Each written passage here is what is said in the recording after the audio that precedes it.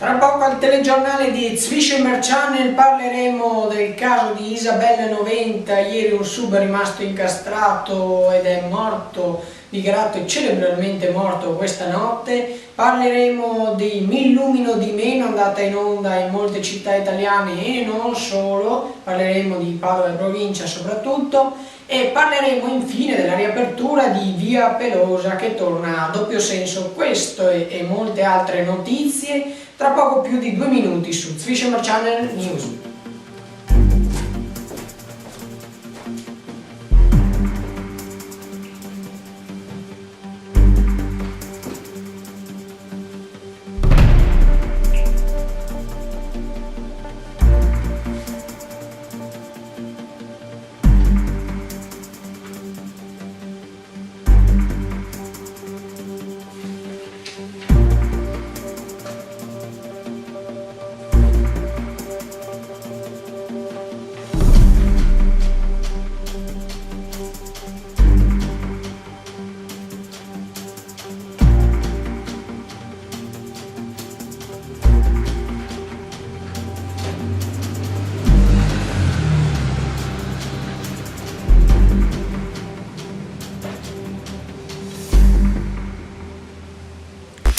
Il caso di Isabella 90, morto un sub nella ricerca del suo corpo.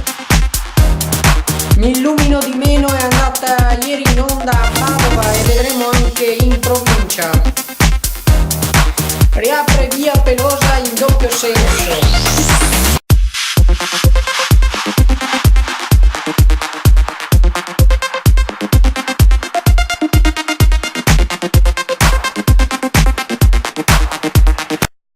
Bentornati su Zwischer Channel, le news locali di Padova. In apertura subito la morte di un sub che stava lavorando nelle ricerche del corpo di Isabella 90, è rimasto incagliato all'altezza della chiusa di Stra. Il poliziotto del nucleo sommozzatori di La Spezia aveva 52 anni e si chiamava Rosario Sanarico. Inutili tentativi di rianimazione da parte dei sanitari del SUM 118 che hanno provato a rianimarlo già sul posto per più di un'ora e in ospedale è stato dichiarato morto cerebralmente. Anonymous ha ieri attaccato il sito del comune di Padova, Padovanet, per difendere il centro sociale Graminia, che era stato vittima da parte delle forze dell'ordine di 11 misure cautelari ad altrettante persone che ne facevano parte a causa appunto di intralcio e molti altri reati relativi allo sgombero di case oppure all'occupazione abusiva di case. La polizia indaga appunto per scoprire chi sia stato, anche se è stato rivendicato da Anonymous. L'ex sindaco di Fontaniva è morto pulendo un pozzetto, ci è caduto dentro a 73 anni, è morto asfissiato, il cordoglio nella cittadina. Passiamo a Mi illumino di meno, perché ieri è andata in onda l'iniziativa promossa da Rai 2 Caterpillar. Abbiamo le immagini da Padova con Prato della Valle senza luci, uno spettacolo che può essere visto solo quando salta la luce di norma, e le immagini andate ieri in onda in diretta durante l'edizione del ponte di Tencarolla che viene spento sotto una pioggia battente, e ringraziamo ancora il nostro operatore che se l'è presa, Semua.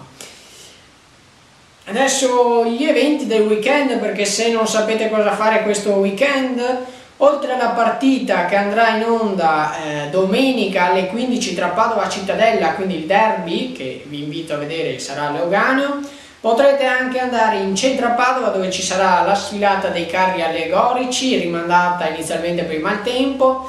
Ci sarà anche una sfilata di carri allegorici a Cadoneghe, a Castelbaldo e Rubano. Invece per chi vuole sul Piovego a partire dalle 10 ci saranno gli amici del Piovego con il carnevale. Passiamo ora alla pagina della circolazione perché è stata riaperta via Pelosa in entrambi i sensi dopo che ci furono molte proteste da parte dei residenti e notevoli furono i ritardi nella riapertura nonostante i lavori fossero terminati. Queste sono le immagini della nuova via Pelosa, a doppio senso, chilometri orari massimi sono 30 e 3 i nuovi dossi. Positiva da quanto ci riguarda la strada. Bene, questa era la nostra ultima notizia, noi ci rivediamo lunedì su Zwischer Channel con le World News, sempre a luna circa, mentre con l'edizione locale ci rivediamo mercoledì, sempre qui, sempre su Zwischer Channel. Grazie per averci seguito e buona giornata.